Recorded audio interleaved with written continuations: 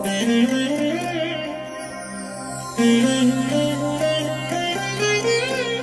దినం పరము నుండి దిగివచ్చు మాట, ఇది నీ జీవితానికి వెలుగుల బాట, నీ ఒడిలో ఉంచబడిన దీవెనల మూట, అద్భుతాల ఆనంద ఊట.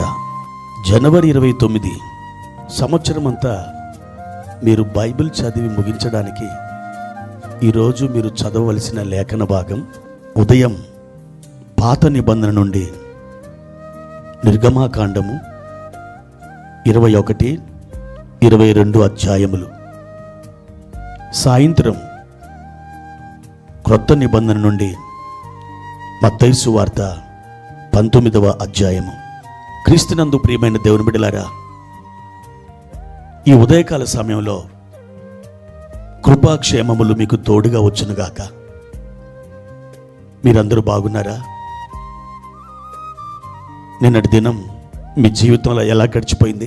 ఒకవేళ నిన్నటి దినం బాధాకరముగా, దుఃఖకరముగా మీ జీవితంలో ఒకవేళ ఉన్నట్లయితే మీరేమీ బాధపడొద్దు, భయపడొద్దు.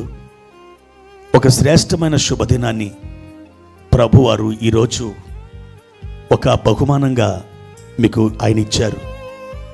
కాబట్టి మీరు ధైర్యం వహించండి. మీరు అనుకొనిన పనులు తప్పకుండా ఆయన సఫలం చేస్తాడు. మీ ముందున్నటువంటి పర్వతాలను ఆయన మీ ఎదుటుండి లేకుండా వాటిని తొలగించి వేస్తాడు. మీ ఇరుకులు విశాలంగా మార్చబడతాయి. అద్భుతమైన రీతిలో దేవుడు ఈరోజు మీతో వ్యవహరించబోతున్నాడు. మీరు ఆయన తట్టే చూడండి, ఆయన వైపు కనులెత్తండి. ప్రియమైన దేవుని బిడ్డలారా, యేసుక్రీస్తు ప్రభువారు చేసినటువంటి అనేక ప్రసంగాల్లో కొండమీది ప్రసంగం విశ్వవిఖ్యాతి చెందిన ప్రసంగం. మన భారతదేశానికి స్వాతంత్రం రావడానికి కారకుల్లో ఒక మేటి అయినటువంటి జాతీయ నాయకుడు, మనం అందరం కూడా ఎరిగిన మహాత్మా గాంధీ గారికి ఈ కొండ మీద ప్రసంగం అంటే చాలా ఇష్టమట. తరచుగా ఈ కొండ మీద ప్రసంగాన్ని ఆయన చదువుతూ ఉండేవారట. ఈ కొండ మీద ప్రసంగంలో మత్తయి సువార్త 7వ అధ్యాయము 24 నుండి 27 వచనాల్లో మన ప్రభు అయిన యేసుక్రీస్తు వారు ఒక అద్భుతమైన ఉపమానాన్ని ఆయన చెప్పారు. ఇద్దరు వ్యక్తులున్నారు. ఆ ఇద్దరు వ్యక్తులు కూడా ఆయన పేరు పెట్టాడు. ఒకడు బుద్ధిమంతుడు, రెండోవాడు బుద్ధి లేనివాడు. బుద్ధిమంతుడు ఇల్లు కట్టాడు. అతడు బండ మీద పునాది వేశాడు. చాలా అద్భుతంగా కట్టబడింది. అలాగే బుద్ధిహీనుడు కూడా ఇల్లు కట్టాడు. కానీ అతడు ఇసుక మీద కట్టాడు ఆ ఇల్లు. ఈ రెండు ఇళ్ళు కూడా చూడ్డానికి చాలా బాగున్నాయి, ఒకే రకంగా ఉన్నాయి. ఒకే విధానంలో ఆ ఇండ్లు చూసేవారికి ఆ విధంగా కనిపిస్తున్నాయి. ప్రియమైన దేవుని బిడ్డలారా, ఆ రెండు ఇండ్లను కనుక మనం పరిశీలించినట్టయితే ఒకే ఒక తేడా మనకు కనబడుతుంది. ఆ రెండు ఇండ్ల మధ్య ఉన్న తేడా ఏంటో తెలుసా? కేవలం పునాది మాత్రమే. ఒకే రకమైన ఇండ్లు, చూడ్డానికి రెండు బాగున్నాయి. పైనుండి కింది వరకు మనం చూస్తే చాలా ఆకర్షణీయంగా ఉన్నాయి. కానీ ఒకే ఒక తేడా. ఆ తేడా ఏంటంటే పునాది. ఒకడేమో బండ మీద పునాది వేశాడు, మరి ఒకడు ఇసుక మీద పునాది వేశాడు. ప్రియ దేవుని బిడ్డలారా, బండ మీద కట్టబడినటువంటి ఆ ఇంటికి పరీక్షలు వచ్చినాయి. ఇసుక మీద కట్టబడిన ఆ ఇంటికి పరీక్షలు వచ్చాయి.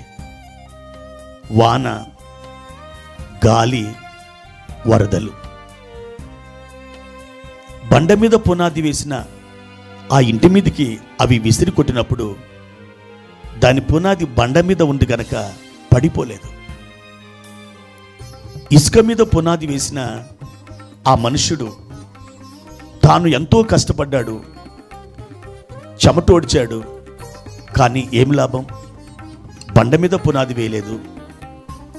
వాన వచ్చింది, వరదలు వచ్చినాయి, గాలి విసిరి ఆ ఇంటి మీద కొట్టింది, వెంటనే అది కూలిపోయింది. ఒక ఇల్లు నిలబడింది, ఒక ఇల్లు కూలిపోయింది. ఒక ఇల్లు నిలబడ్డానికి, మరొక ఇల్లు కూలిపోవడానికి ఒకే ఒక కారణం. అదేంటంటే కేవలం పునాది మాత్రమే.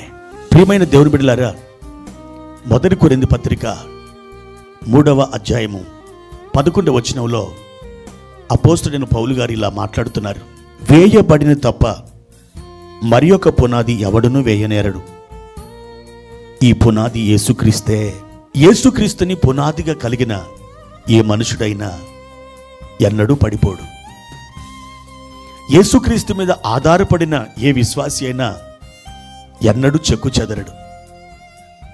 ప్రియ దేవుని బిడ్డ, ఆ ఇద్దరు కట్టిన ఇండ్లు ఏంటో తెలుసా?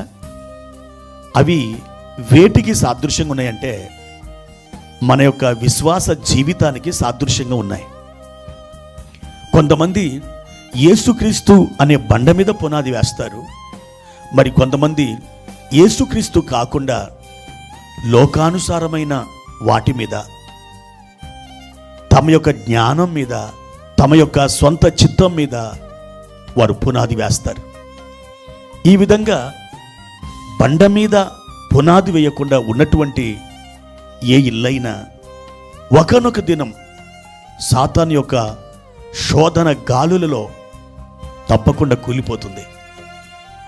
ఎవరైతే బండ మీద పునాది వేస్తారో, ఎన్ని గాలులు వీచినా, ఎన్ని ప్రళయాలు వచ్చినా, ఎన్ని శోధనల జడివానలు కురిసినా, ఆ పునాది బండ మీద వేయబడింది గనక ఏమాత్రం చెక్కు చెదరదు.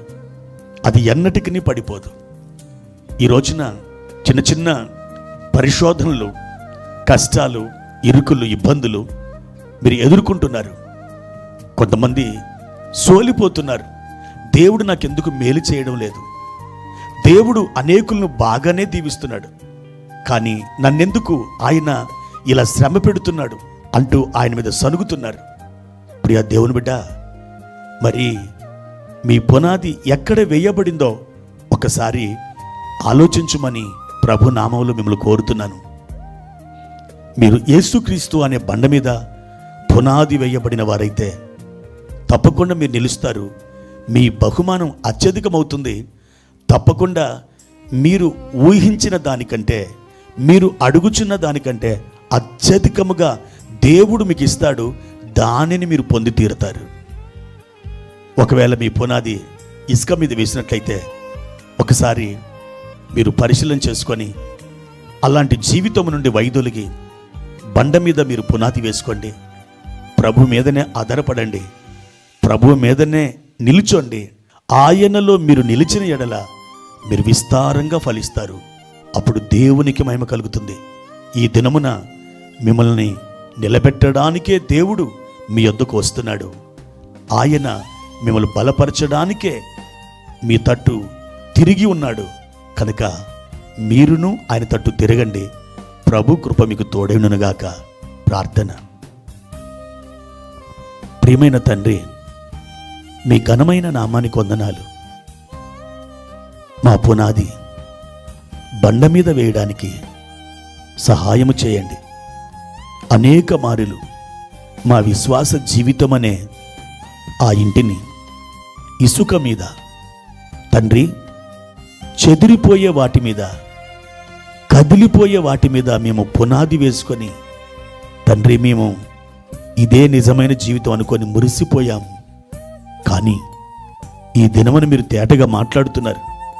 అది సరికాదు, అది వాక్యానుసారము కాదు. మీరు బండ అనబడిన నా మీదనే పునాది వేయండి అని మీరు మాట్లాడుతున్న ఈ అద్భుతమైన మీ మాటల కొరకై వందనాలు.